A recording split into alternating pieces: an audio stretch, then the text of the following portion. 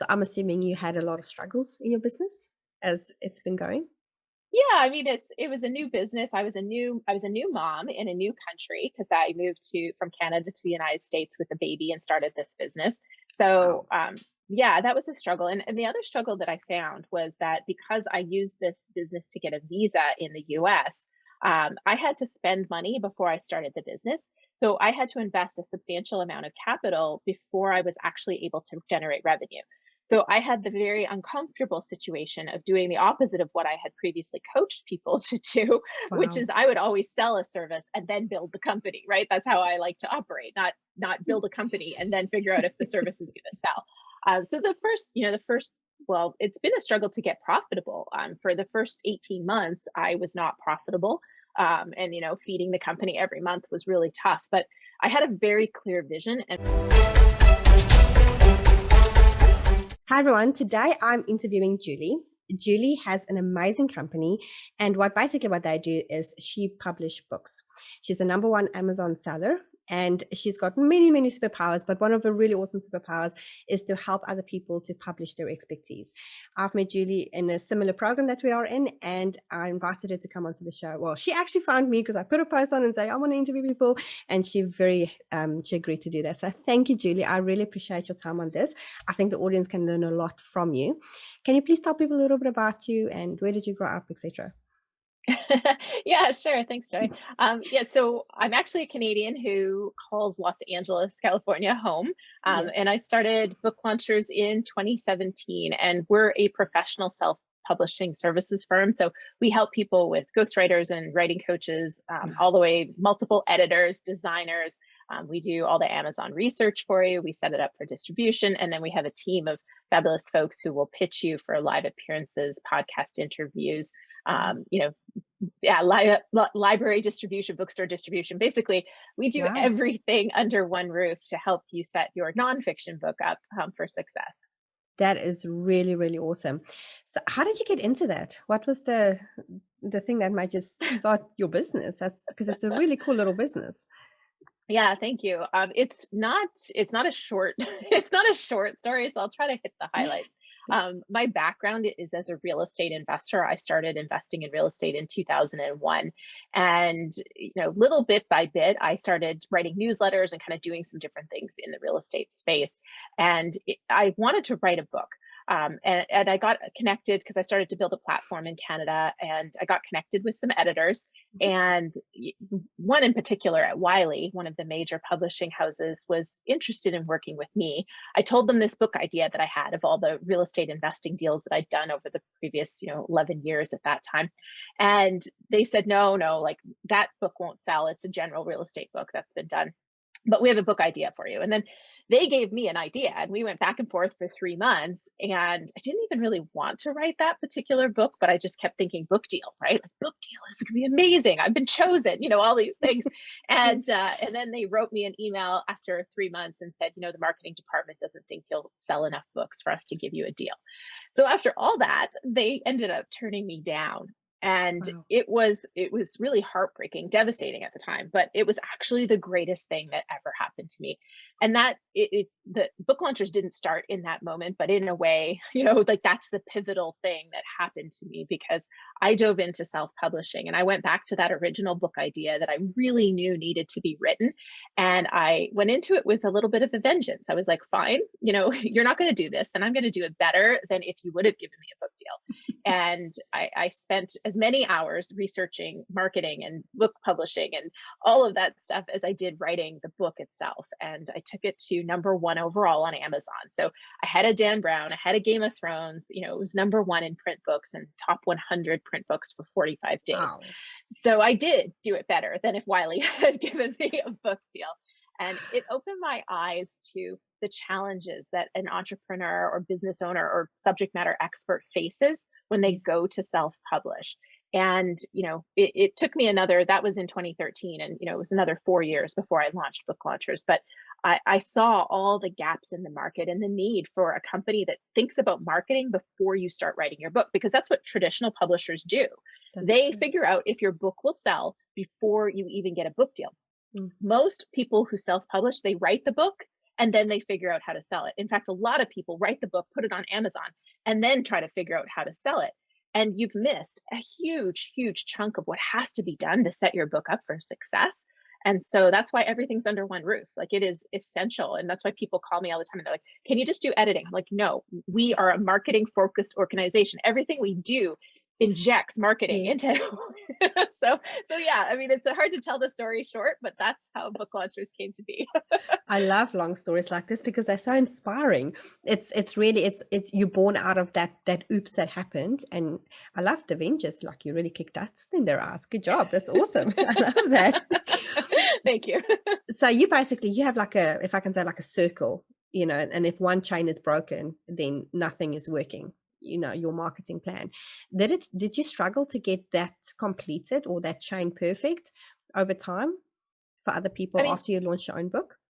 yeah, I mean, it's never perfect. And that's the thing people always Yes, have to realize is there is really no such thing as perfection, oh, especially in book publishing. definitely. You can pursue excellence, you can pursue, a lot of things, and a lot of really great books don't sell. And even if you do everything right, the reality is it still might not sell that well. Yes, There's a little bit of luck involved. There's lots of things that are involved, and you have to be willing to go into it with an open mind and be ready to experiment and in some ways take a bit of a risk. But that's why what we do is so important, because we inject a lot of planning early on so that you're set up so that you're thinking not only how am I going to sell books, but how is this book going to be used as a tool to yeah, get me in front of other things that can open other opportunities and other, because it's really hard. A lot of people look at the ROI, like how many books do I have to sell to break even? But they're not factoring in the fact that that one book generated, 50 podcast interviews that led to 15 clients. But you wouldn't have got those interviews without the book. So yes, if you haven't thought it all through, it's tricky. But yes. that's why what we do is so important. Yes, definitely. I completely agree. And I know, like, I've got clients that self-publish their books, and I know how hard it has been for them. Some of them now have made sales, some are still struggling to make sales. So I'll probably send them your way. But it's definitely been, and it's a struggling because as an author, I can imagine you feel kind of like a failure if nobody wants to buy your book. And it's not necessarily your book that's the problem; it's just the marketing around it that's the problem, right? Do you had to fix a lot of the things when people come to you and they're like, "Oh, well, I have this book, it's not selling." Do you like, is that a harder process to fix it than to just start from scratch for somebody? Yeah, to the point where we don't really take finished books anymore, Oh, because makes we've sense. tried really hard. And what happens is we make recommendations. People come to us and I say, okay, look, we're going to have to go back because we need to do, there's some vital pieces, keyword Yes. research, for example. Yeah. What you call your book, that title, it's Mm. really hard to change. And so you really got to do that keyword research and understand what you're Yes. competing against. You Yes. can have the same title as another book, Yeah. as long as it's not trademarked. But you, right? And a lot of people don't do enough research to figure Yes. out if they're going to be Yeah. able to dominate with that. And so they come to us with books that have problems, and a lot of times they say they're open to changing, but they're really not. And so we've really, right now in particular, we're not taking anybody who's past the editing phase, Mm. because we're finding that it's too hard to build in the pieces that you really do need. And ultimately, what sells a book is the hook of the book, which has to be built into the beginning. And, Yeah. one of our clients described it like coming to us, they built a house without a blueprint. And now they're going to somebody saying, can you fix my house? And we have to rip up the walls. We have to rip out the walls. We have to pull up the Okay. flooring, and Mm. we're never going to have a house that is quite built right, because we didn't start with a blueprint. So we're finding that we have to start much earlier. But we used to try. We sure gave it a really good try on the finished books. Because yeah, and that's why I asked you that question, because I'm thinking, I'm in my agency, it's like that because people would come to me and say, fix this. And then it's so ingrained everywhere, all the mistakes, and it's really hard. And you give it a go, but sometimes it's really hard to fix. It takes more time to fix than just to implement from scratch. Mhm. Um, So the podcast is called Unleash Your Focus. And the reason I started this was, to inspire people and to motivate people and if they're stuck in their businesses, etc. But one of the biggest things that I found over the years interviewing successful people is to figure out what makes successful people successful. And one of the common things, if I can put it like that, has been routine and structure and all of those things. And that's why I love the Sharpen program, and obviously that's where we met. Can you tell us a little bit about your routines? What would you do on a daily basis and basically your morning routine? And yeah, just that would be awesome. Yeah, for sure. I mean, to me, the thing that has been essential to my success is that I plan the next day the night before. So the very last thing that Hmm. I do before I ever Yeah. shut down is I lay out exactly what's going to happen the next day, what's the most important things I need to get done. And Hmm. I have always done that. And if I miss doing it for some reason, then the day just is off from the beginning. So it's been vital. And I think a lot of Yes. people kind of it's such a simple thing, and yet so few people Yes. do it. Yes. It's now something we train our team. Like everybody on my team gets this training to plan your week at the start of the week to put the Yep. essential things in, and then plan every day the night before and block off time for things, and not check email first. And those kind of things make all the difference. So that's a routine and a structure for me that I think is vital. Yes, definitely. And yeah, you can actually sit on screen. Momentum Planner is really good as well because it helps you to do exactly that starting point. Do you meditate? No, not really. I've started doing breathing Yeah. and breath work. I've started Yes. doing cold plunges. But meditation on my own, I don't enjoy it. I find I get anxious. It has the opposite effect for me. But I have been doing breath work. Through the Sharpen group, they introduced Yes. us to these great couple, Shane and Yes. Angie, who do y- breathing. And Yes. that's been really, really great. It's sort of meditation, but it doesn't feel like meditation to me. It's really, it's focusing on learning to breathe, and you always get energized from it. And so, yeah, it's that for me has been the closest I've gotten to meditation. I get the struggle with it.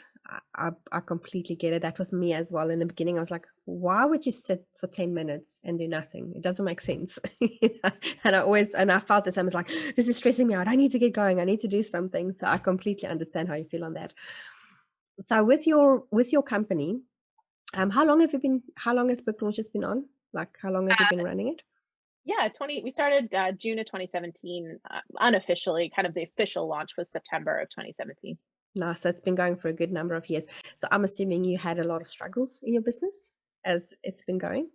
Yeah, I mean it was a new business. I was a new mom in a new country because I moved to from Canada to the United States with a baby and started this business.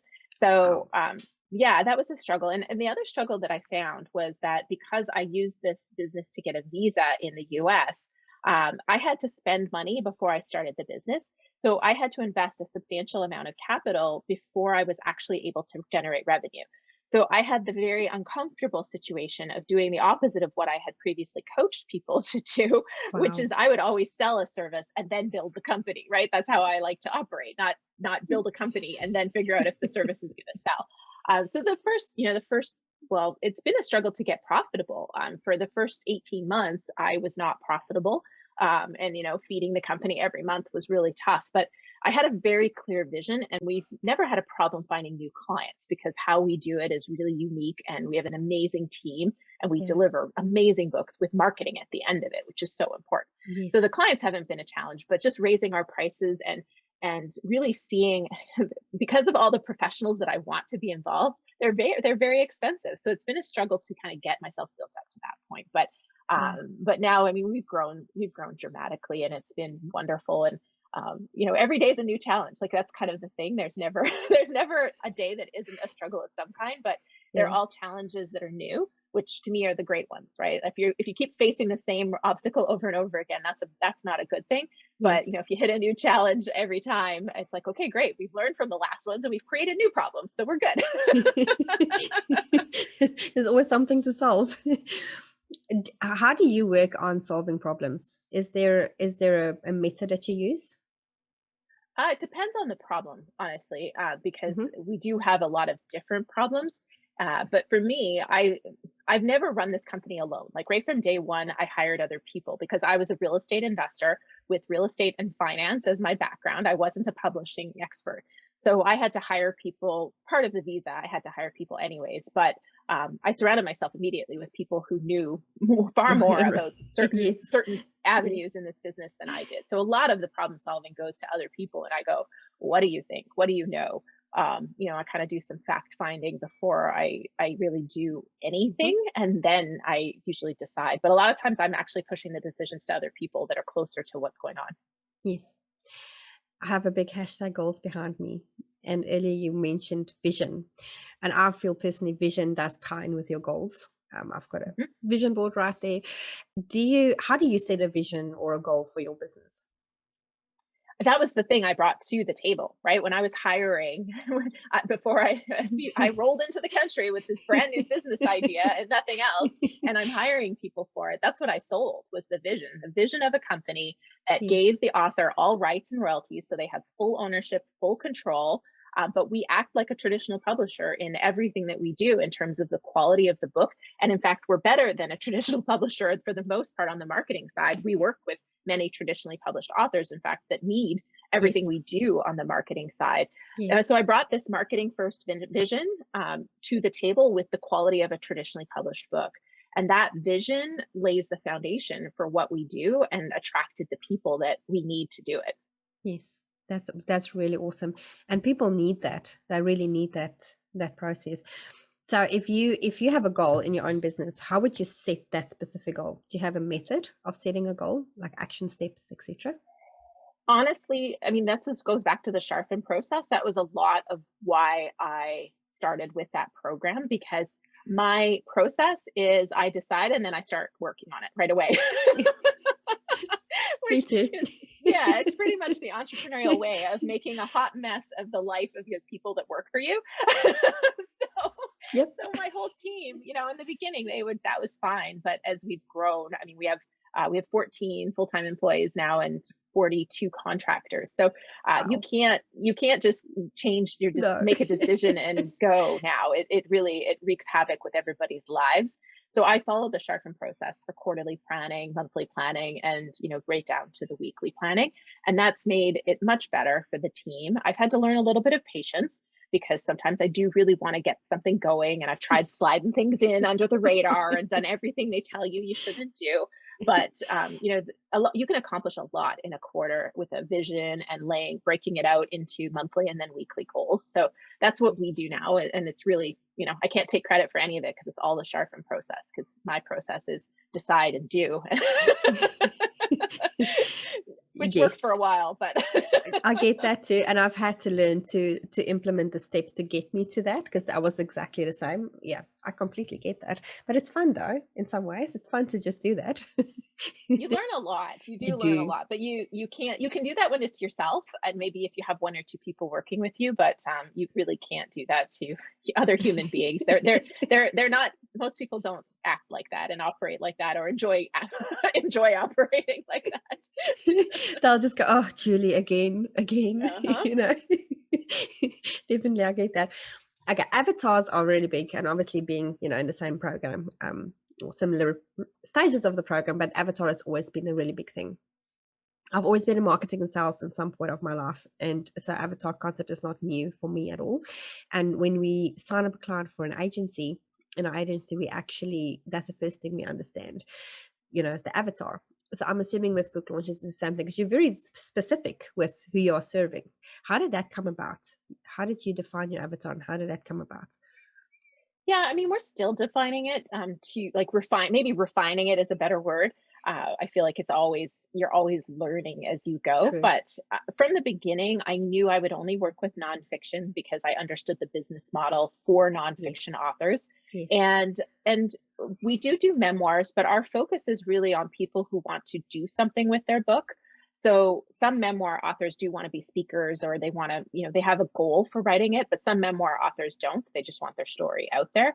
So Yes. our preferred kind of client is somebody who's going to use this book to get speaking engagements, to grow their business, to get leads, to solidify their expertise in their industry, those kind of things, because they make sense. And then it also fits with, I have expertise in branding and sales, of Mhm. course, real estate, but I really understand how to use the book to position yourself for those things. So people who Nice. want to do that with their book are a really, really good fit for us. Yes. Oh, that is so, so awesome. And I've been poking on your website, and I strongly recommend, if you guys have a book to publish, go to Julie, because just looking at the website now, I'm thinking, I need to write a book so you can do something with it. Because it really just looks so awesome what you guys are doing. And so one of the biggest things that I talk about on my podcast is really just how like the blueprint of how did you get to your success level. Do you have the blueprint, or do you have some defined method that got you to where you are on this level, your growing pains, or not your growing pains, your growing steps? Yeah, I mean, for me, it's always been about taking action and Mhm. not settling into a comfort zone. It's really, as soon as I feel like I'm comfortable, I know it's time to change something. Yeah. And so it's really always pursuing that growth and not being afraid to totally change. Like I was a real estate investor. I worked full time, and then 2008 I quit and Yeah. became a full time real estate investor. Launched a real estate training and education company, Yeah. and there was always reasons not to do the very thing that I did. When I went to self-publish, there was a lot of reasons not. People said self-published books weren't very good. They had a stigma in 2013 still, and it's kind of just going and knowing yourself and believing in yourself and knowing that you'll do what you need to do to succeed and taking action. And then if something doesn't work out, you just look at it and go, okay, what can I learn from this? How can we move on? I mean, my team laughs at me because if a client complains, I'm like, okay, great. What can we learn from it? Like, they're really mad at us. I'm like, yeah, okay, that's unfortunate, but what are we learning? And that's kind of how I approach everything in life. I'm like, okay, well, if you're not making mistakes and messing up, then you're not working hard enough. You're not trying new things. So I love that. That is such a great approach, because you have to do that, right? Else you're going to make yourself crazy with all the mistakes and everything going wrong all the time. Interesting question for you. Do you come from a family of entrepreneurs, or did the bug just bit you kind of along the way? yeah, kind of. I grew up in a motel. So my parents Oh, owned wow. and operated a 20-room motel off of the highway. Okay. And so yes, I was around that. I don't really consider them entrepreneurial in that regard. They were business owners. It's kind of what you had to do. We were in a small town, so if you didn't run a business, you didn't really work, unless you were farmers. But even farmers Wow. are running a business. So, Yeah. so yes, they were tied to this job though, 24/7. I mean, my dad, and I just put Wow. out a new book and called Self Publish and Succeed. And in that book, I more or less open it with talking about how my dad would answer the door at 2 a.m. in his blue velvet house coat, taking a baseball bat, because if somebody wanted to rent a room, they'd pull off the highway, they'd pull into the motel parking lot, they'd ring the doorbell. My dad would go down with his baseball bat just in case they were drunk, to protect himself because he had some scary situations. Wow. And he would rent them a room, and then he'd go back to bed. That was life. So yeah, they certainly provided a foundation for not having a boss. That would be the thing. And I also learned that I didn't want to have a situation like them where the job was 24/7. I wanted to be location independent as much as possible, and not have to work at 2 a.m. if somebody needs something. Standing with your baseball bat and Right. that is such a fun thing my word. What is your biggest success? What is that thing that you feel makes you successful? uh, I mean, for me, I think it's partly being humble, like knowing that I don't know everything, not even trying to pretend, like fully showing up and going, I have no idea. That part. I think that's a big part, and then my willingness to take action. Like I am not afraid to try something. I'm not Yeah. afraid. Moving to the States, my grandma, she tried to convince me not to. She was like, "You're 40 years old. You have a baby. You're starting a new business in a foreign country. As much as it's Canada and the United States, it's still a completely different country." Yes. And she's like you should be settling down. Like this is the time in your life to be doing the opposite of what you're doing. But that's not how I am. Like, I'm like, oh no, this is a cool challenge. Like, it's pretty much the opposite of what I think anybody should do too. I agree with grandma. She was sane. It was hard, but no, it was just, I decided and I do. And that really is a formula for success until you have a team, Yes. and then you have to change. Why did you decide to do it in America, not in Canada, your business? It was partly for my husband. He had gotten into acting and also in his 40s. So it's not a great career. I mean, it's a really tough career path at the best of times, Yes. extra hard at 40. So we kind of were looking around and just thought, if you're going to give it your all, like, let's go to Los Angeles and you give it your all. Again, this is me, decide and do. Um, I'm like, well, if you're going for it, let's like actually go for it. So you know that you don't ever have to go, I wonder what would have happened if. Yeah. I don't ever want to think that. I don't ever want to go, I wonder what would have happened if. Like, if I think that, I'm going to go do it, and then I can tell you what happens, even if it wasn't a great plan. But so that was really the impetus for the move. But Yeah. ultimately, it was the greatest thing for me because I would never have been able to hire. I hired an Emmy nominated writer to come join my team as our story expert right from the day one. And then Wow. I found somebody who had worked, helped, basically done the exact job that I needed her to do for my company for other authors. And Wow. those two people came on board with nothing but me saying, this is what my company is going to do. Will you help me build it? And in Canada, we're pretty conservative. And first of all, I wouldn't have been able to attract that level of talent. But Yes. second of all, I think people would have been like, oh, you're a startup. I'm going to watch you for a few years. And then if you're still around, I'll join you. So it's a Yes. very different mentality. So ultimately, I really think while the move started off for my husband, it's been phenomenal for me and for the company because of the talent and the ability to attract them, and for people to actually be excited about joining a brand new company at the time, and Yeah. be excited about growing with it. Yes. And it is exciting when you like personally for me, if I see an entrepreneur and they're growing the company, I'm excited. I want to be part of that growth and that movement because, and especially something like what you're doing, you're literally changing people's lives. That is such a rewarding thing to do. When you look at, like, I'm looking at your website and I'm looking at all these books that you've published, and my goodness, there are so many. Well done. But if when you look at that, does that feel like, do you feel what you do for people, the awesomeness that you actually create for people, does that make you happy? Yeah, it's pretty phenomenal. And I mean, it also makes me Yeah, happy because my team loves it. We have meetings every day and we celebrate covers, we celebrate the wins that our clients are getting. that's And beautiful. it's not about us. Like, it really, Exactly. what we do is Yeah. all about our clients and helping them create great books. And the stuff that my team gets mad about are when clients are getting in their own way and they're actually impacting the ability for their book to be great and for their book to have results. That's the stuff that really frustrates my team. And that's, as much as you don't want to be frustrated, that's the part where I'm like, this is awesome because my team cares so much that they're getting upset that the client is getting in their own way. I completely get that. I really, really do. All right. So where can people reach you? Where can they speak to you about their book, and what exactly can you offer them at the start on how they can go through you to publish their book?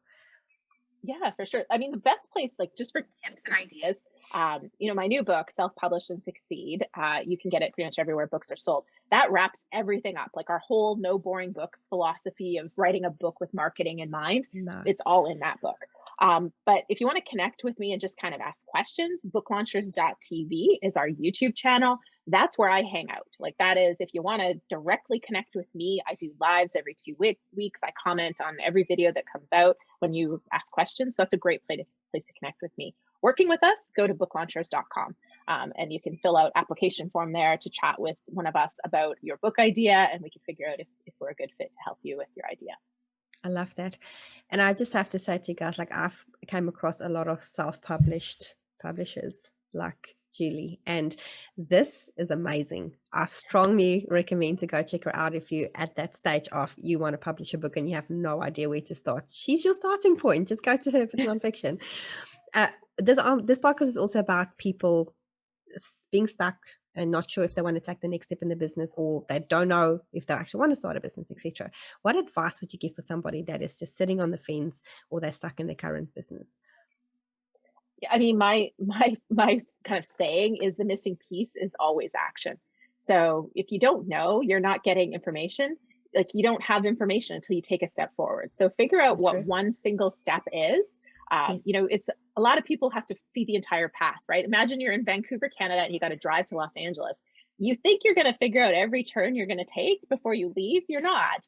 So you're just going to get in your car. Like step one is probably get in your car, maybe pack your suitcase. So figure out what step one is, and then just keep taking a step until you decide either this trip isn't for you or maybe another direction is better. But you need to get more information. Sitting on the fence Yeah. doesn't do you any good. Your bum Well, will get sore. I love it. And Julie's a perfect example. She packed up and moved to Los Angeles with a baby. So, and started a business with like no clue. So there you go. More than action, you're not going to get. So that's a perfect example. That's awesome. Thank you so much, Julie. I really appreciate your time. This has been great. And thank you so much for everything that you do for people.